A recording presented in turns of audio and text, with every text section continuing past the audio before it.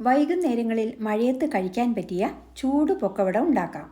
ഇതുണ്ടാക്കുന്നതിന് ഒരു ബൗളിൽ 1.5 cup കടലമാവും, 1/2 cup മൈദാമാവും, 1 table spoon അരിപ്പൊടിയും, ഒരു സവാള, ഒരു തുണ്ട് ഇഞ്ചി, 3 പച്ചമുളക്, കുറച്ച് കറിവേപ്പില, കുറച്ച് മല്ലിയില, 1/4 സ്പൂൺ മഞ്ഞൾപ്പൊടി, 1/2 സ്പൂൺ മുളക് പൊടി, 1 സ്പൂൺ ഉപ്പ്, 1/4 സ്പൂൺ കായം, 2 നുള്ള് സോഡാപ്പൊടി എന്നിവ ചേർത്ത് നല്ലപോലെ മിക്സ് ചെയ്യുക.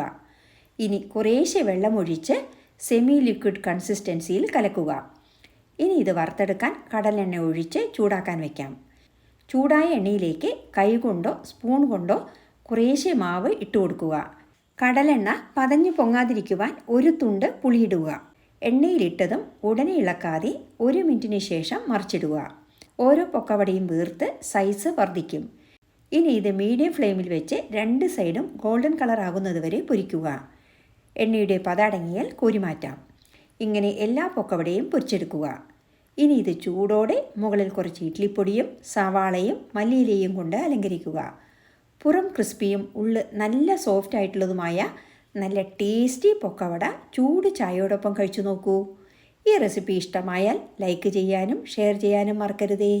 Thank you for watching and supporting.